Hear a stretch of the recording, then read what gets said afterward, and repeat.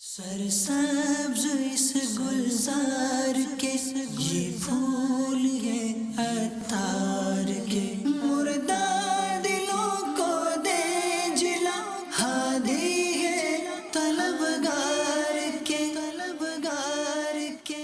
الحمدللہ رب العالمین والصلاة والسلام علی سید المرسلین، اما بعد فاعوذ باللہ من الشیطان الرجیم، بسم اللہ الرحمن الرحیم، الصلاة والسلام علیک یا رسول اللہ وعلی آلک واصحابک یا حبیب اللہ، الصلاة والسلام علیک یا نبی اللہ وعلی آلک واصحابک یا نور اللہ۔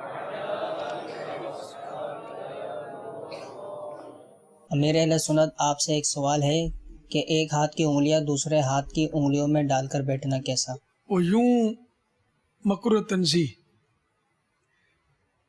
یوں اس کا نعم البدل عادت ہوتی ہے، ابھی عادت رہے گی اور نماز کے انتظار میں یوں کریں گے تو مکروہ تحریم میں ہو جائے گا جب بیٹھے ہوں گے تو نماز یا توابع نماز میں اگر یوں کیا یا انگلیاں پھوڑی تو یہ مکروہ تحریمی ہے، علاوہ نماز کے اور توابع نماز کے یہ مکروہ تنزیہ ہے، اور اگر ضرورت سے ہو تو مباح ہے۔ تو یہ عادت ہوتی ہے یوں بیٹھنے کی، تو پھر یہ نماز کے انتظار میں بھی کبھی نصیب ہو گیا بیٹھنا تو پھر یہ امکان ہے کہ یوں کر لے، اب گناہ گار ہوگا۔ پیارے باپا جان محمد کاشف اتاری، باب المدینہ کراچی 11G، فیضان قطب مدینہ جامعۃ المدینہ سے عرض کر رہا ہوں، آپ کی بارگاہ میں عرض ہے، مسجد میں ہر صف میں سیدھا قدم رکھنے کی کیا فضیلت ہے؟ جواب ارشاد فرما دیں۔ سرکار اعلیٰ حضرت کا عمل یہ پڑا ہے کہ ہر صف پر پہلا قدم رکھتے تھے، اور جو جو داخل ہونے کے دروازہ تو ہوتا نہیں، ستونوں کے درمیان جو حصہ ہوتا ہے نا وہ تو اس در میں بھی پہلے سیدھا قدم داخل فرماتے تھے۔ اسی سرکار اعلیٰ حضرت کا ایک فعل ہے، تو اگر اللہ کے نیک بندوں کی نقالی کریں گے اس نیت کے ساتھ کہ اعلیٰ حضرت رحمت اللہ تعالی علیہ کا یہ انداز تھا تو اس کا ثواب تو ملے گا انشاءاللہ، اور اعلیٰ حضرت کی نقالی کریں گے تو انشاءاللہ مدینہ مدینہ ہو جائے گا۔ بیچ کے دروازے سے، ہاں بیچ سے بھی داخل ہوتے تھے اعلیٰ حضرت، صفوں سے قدم رکھتے ہوئے بیچ سے مدینہ مدینہ۔ جزاک اللہ۔ باپا نقالی کرنے کے لیے صدر دروازہ اس کو نہیں کہتے، صدر دروازہ مین انٹرنس جو باہر ہے فیضان مدینہ کے۔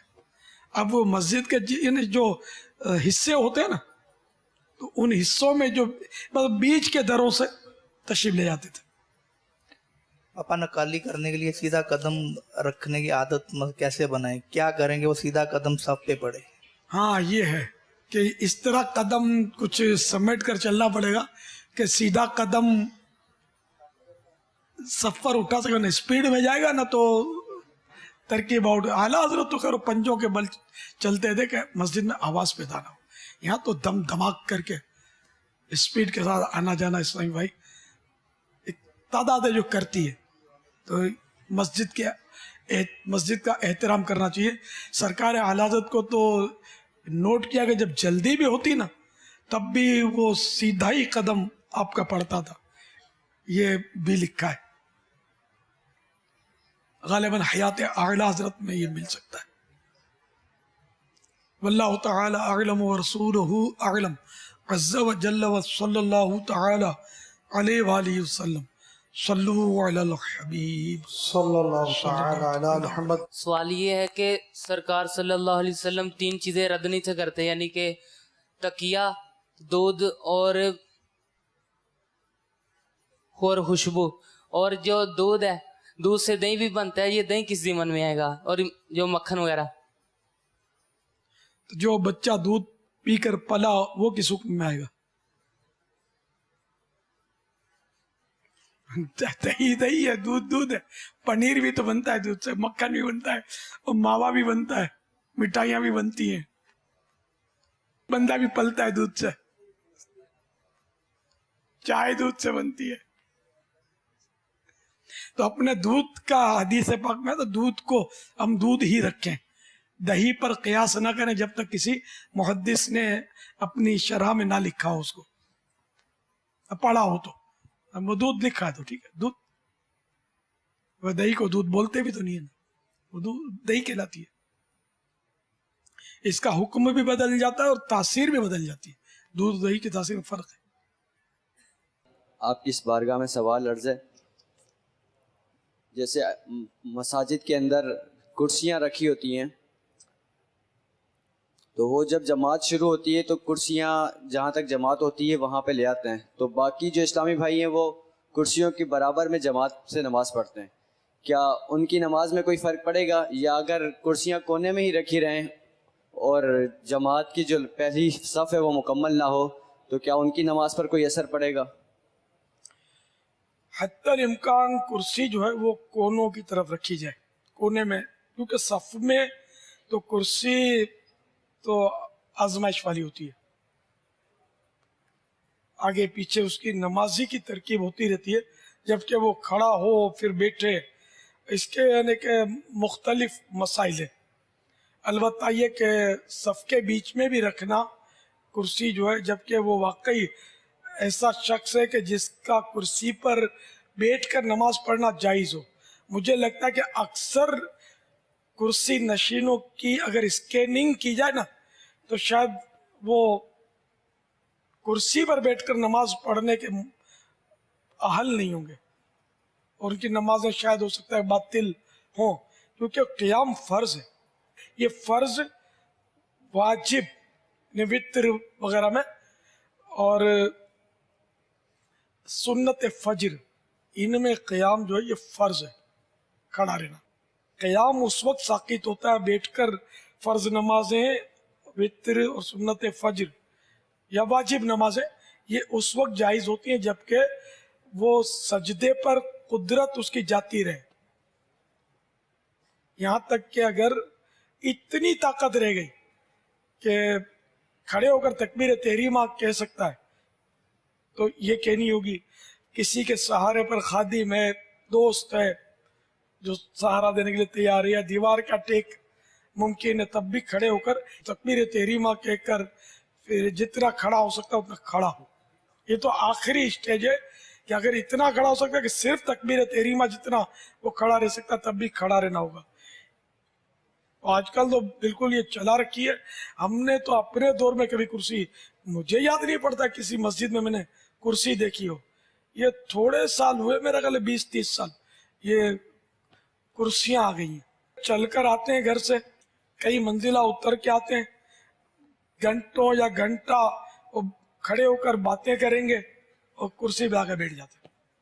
اس سلسلے میں کرسی پر نماز کے شرعی احکام یہ رسالہ مکتبۃ المدینہ نے شائع کیا ہے. اس میں اس کا کافی تفصیلی بیان ہے کہ کرسی میں کب نماز پڑھے، صف میں کہاں رکھے وغیرہ. امیر علیہ سنت اگر ایسے ہی مذاق میں جھوٹ بول دیا کیا وہ بھی جھوٹ ہے؟ جھوٹ تو جھوٹ ہے نا. تو یہ ہم سب کو صحیح بات ہے کہ مجھے تو نہیں آتا بولنا. حقیقت ہے کہ بولنا نہیں آتا، مطلب ایک ایک لفظ کا قیامت کے روز حساب ہے. تو اب یہاں تو یہ کہ ایک تو بات ہوتی ہے فضول، چلو وہ گناہ نہیں ہے، لیکن کئی باتیں ایسی ہوتی ہیں جو گناہ ہوتی ہیں اور وہ ہم سمجھتے ہیں کہ یہ کچھ بھی نہیں ہے. بعض باتیں ہم سمجھتے ہیں کوئی عشق کی بات کر رہے ہیں یا ہم بہت اچھی بات کر رہے ہیں، نیکی کی بات کر رہے ہیں، وہ بھی بعض وقت گناہ ہو جاتی ہے. آپ جیسے کہ آ کے میرے کو بولتے ہیں آپ کو ہمارے سارے شہر والوں نے سلام بولا ہے. میں کبھی کبھی پکڑتا ہوں کہ یار سارے شہر والوں نے بولا ہے، واقعی بولو یار. آپ وہ گھبراتا ہے تو یار یہ بولو نا کہ جی اگر یہ کچھ لوگوں نے کہا تو کچھ عیسائی بھائیوں نے آپ کو سلام بولا ہے، سارے عیسائی بھائیوں نے سلام بولا ہے، کیوں بولتے ہو یار؟ عیسائی بھائیوں کی تو تعداد بھی کسی کو نہیں پتا ہوگی کتنے. خالی امام والا ہی تو اسلامی بھائی نہیں ہوتا نا، شیوڈ ہوتا ہے وہ بھی عیسائی بھائی ہوتا ہے. اور بعضوں کا شیوڈ اتنا محبت کرتا ہوتا ہے کہ داڑھی اور امام والا بھی کیا کرے گا، ایسا بھی ہوتا ہے بعضوں کا. تو یوں اسلامی بھائیوں کی تو ایک انگنت ہمارے یہاں الحمدللہ ہوتی ہے ترکیب کئی جگہ پر. تو سارے گاؤں نے سلام بولا ہے، سارے شہر والوں نے سلام بولا ہے، یوں بھی بولتے ہیں. تو ایسا نہ کہا جائے. اس میں شاید محتاط جملہ یہ ہو کہ جس نے آپ کو سلام کہا اس کا سلام قبول کر لیں. اب یہ زیادہ کم سارا अधूरा कुछ भी नहीं ना। जिसने सलाम बोले, सारा शहर तो बोले ही नहीं किसी को, सारा गांव बोले ही नहीं, ये तो है ना, तो इसकी उम्मीद ना होने के बराबर है। सल्लु अलल हबीब सल्लल्लाहु तआला अला मुहम्मद। आपकी बारगाह में ये सवाल है कि जैसे जोहर की सुन्नत है 4, उसमें गलती से पांचवी रकात पढ़ी जाए, उस सूरत में सजदा साहब वाजिब हो जाएगा? उससे नमाज उससे 4 सुन्नतों में जी 5वीं रकात शुरू कर दी, उससे रकात का सजदा करने से पहले लौट आए और सजदे साहू करके नमाज पूरी करे। जी। बहुत बड़ी तादाद है जो बेनमाजी है, दिल जलता है बापा जा।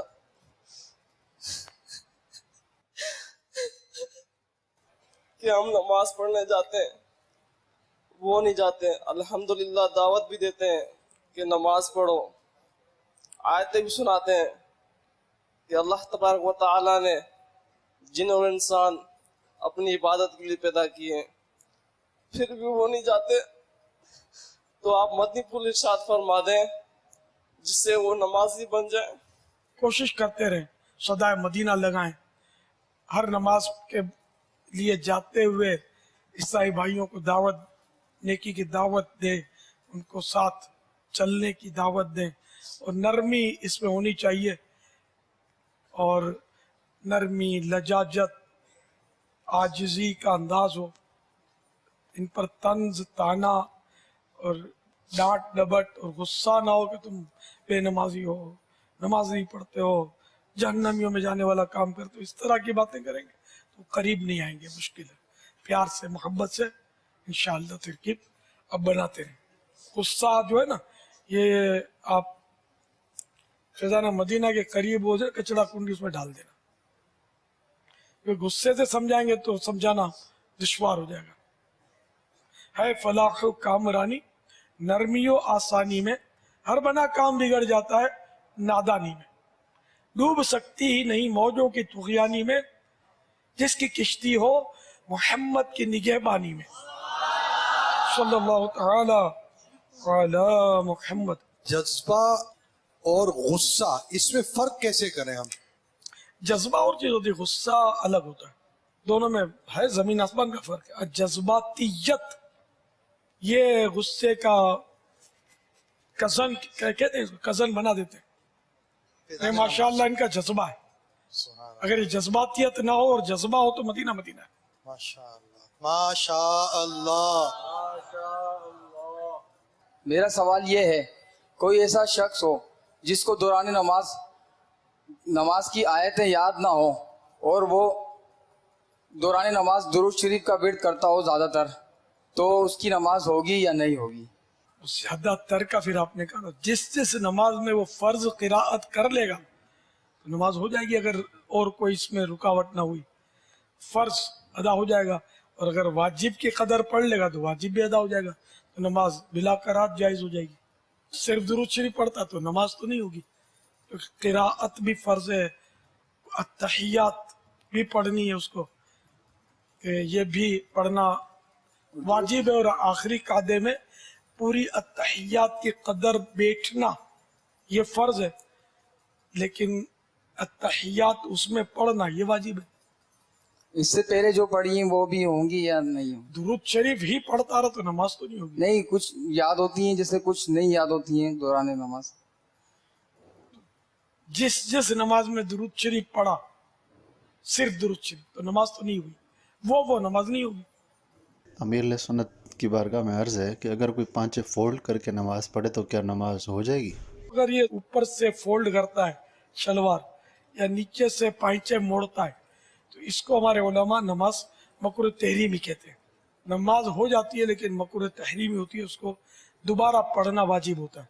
प्यारे बाबा जान, नमाज इशा के बाद रोजाना एक दस्तरख्वान पर चाहिए, जिसको खजूर की घुटनियाँ कहा जाता है, उस पे दुरूद शरीफ पढ़ना आप प्यारे आका सल्लल्लाहु अलैहि वसल्लम पर, एक एक दाने पर सल्लल्लाहु अलैहि वसल्लम।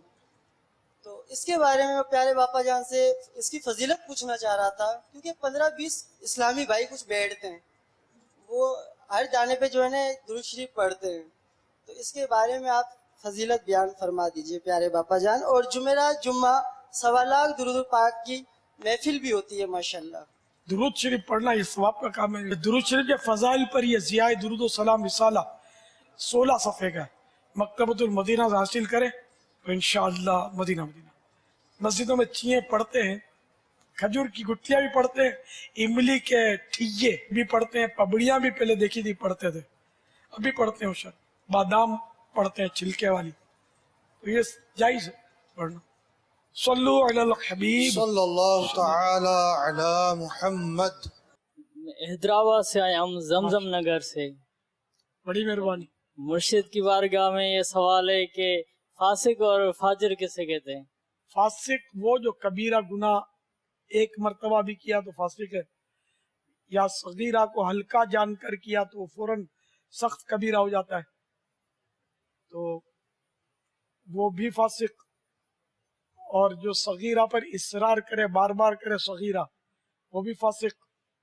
اور فاجر پھر جو فحش کام, بے حیائی کے کام کرے, وہ فاجر. فاسق تو ہے, یہ فاجر بھی ہے. میرا نام محمد بلال اتاری ہے, میں شہر شہداپور سے آپ کے بارے میں حاضر ہوں. جامعۃ المدینہ زمزم نمبر حیدرآباد میں درجہ اولی کا طالب علم ہوں.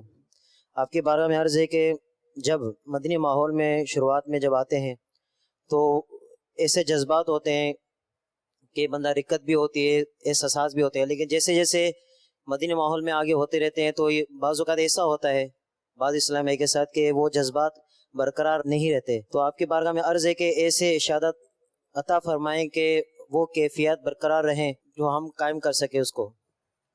یہ اس میں ایک شروع میں ہوتا ہے صاحب جوش, آہستہ آہستہ وہ تھوڑا لیول درست ہو جاتا. اس طرح کی حکایت صدیق اکبر رضی اللہ تعالیٰ عنہ کی بھی ہے کہ قرآن کریم کی تلاوت کرتے ہوئے کسی کو روتے دیکھا, نئے مسلمان ہوئے تھے, تو آپ نے فرمایا کہ شروع میں ہم بھی اسی طرح روتے تھے, لیکن بعد میں ہمارے دل عاجزی کے انہوں نے کلمات ارشاد فرمائے. تو یہ شروع میں ہوتا ہے, یہ بالکل ختم نہیں ہونا چاہیے, تو گاڑی چلتی رہے, کوشش جاری رکھے کہ رقت برقرار رہے. پاپا جان آپ کی بارگاہ میں یہ سوال ہے کہ قضا عمری نمازوں کے حوالے سے جس طرح کنٹینیو ادا کرتا جائے لیکن بس اوقات سفر میں بھی ہوتا ہے, اب قضا عمری سفر میں قصر والی کس طرح ترکیب بنائی, اس کا حساب کس طرح لگایا جائے؟ اگر قصر مطلب سفر میں رہ گئی ہوں, قضا رہ گئی ہوں قصر کے حوالے سے. اگر اقامت کے دور کی قضا ہے تو سفر میں تو پوری ہی قضا کرنی ہوگی, اور سفر کے دوران قضا ہوئی تھی شرعی سفر میں, تو وہ اقامت میں جب اپنے گھر میں کرے گا جیسے تو پھر قصر والی کرے گا قضا, اگر وہاں قضا ہوئی تھی سفر میں. تو پاپا اگر اس کا رسالے میں سب تفصیل تو لکھی ہوئی ہے جی, وہ کچھ حساب لگایا جب سال ہے 2 سال پہ اس کا کس طرح مطلب ترکیب بنائی جائے کہ اتنی قصر والی قضا عمری میں ادا کرے, اس طرح یاد نہیں تو ظن غالب کرے. امیر اہل سنت کا رسالہ قضا نمازوں کا طریقہ, یہ اس موضوع پر پڑھنا بہت ہی مفید ہے. آپ سے یہ سوال ہے کہ لڑکی والے جب نکاح ہوتا ہے تو لڑکی والے کھانا کرتے ہیں, کیا یہ کھانا ان کا کرنا صحیح ہے؟ کیا حرج ہے؟ اگر لڑکی والے اپنے شوق سے کرتے ہیں, آج کل کرتے ہیں, تو کوئی حرج تو نہیں. ایسے رسم و رواج جو شرعاً منع نہ ہو وہ جائز ہوتے. نماز جنازہ میں لوگ چپل پہن کے نماز ادا کرتے ہیں, تو یہ صحیح ہے, یہ غلط ہے. نماز جنازہ میں چپل پہنے ہوتے ہیں لوگ, اور امام مسجد کے جو ہوتے ہیں ان کو منع بھی نہیں کرتے اکثر مساجد کے. اگر چپل پاک ہے اور شبے سے ناپاک ہوں گے نہیں, ہے نا, اوپر نیچے ہر طرف سے چپل پاک ہے, اور جہاں وہ نماز پڑھ رہا ہے وہ جگہ بھی پاک ہے, تو چپل پہن کر جو جنازہ پڑھا تو کوئی حرج نہیں. چپل کا کیسے پتہ لگے گا پاک ہے؟ کیسے پتہ لگے گا کہ ناپاک ہے؟ تو شک شبے سے کوئی چیز ناپاک نہیں ہوتی. ایک اسلامی بھائی مدینہ شریف سے آ رہا تھا, جہاں احرام باندھا جاتا ہے مکہ شریف جانے کے لیے, تو اس نے کہا میری نیت تھی مسجد جرانہ سے احرام باندھنے کی. تو اسلامی بھائی کہنے لگا نہیں, آپ نے یہیں سے آپ کو باندھنا چاہیے تھا. اس کے بارے میں کوئی اشارت میں مدینہ منورہ سے مکہ مکرمہ آنے والا, مدینہ کی میقات ہے ذوالحلیفہ, تو تو ذوالحلیفہ پر کم از کم اس کو احرام باندھ دینا چاہیے، جبکہ مکہ مکرمہ کا ارادہ ہے، اس کا نیت بغیر احرام کے وہ میقات کے اندر داخل ہو جائے گا تو اس پر دم آ جائے گا، دم واجب۔ سرسبز اس گلزار کے یہ پھول یہ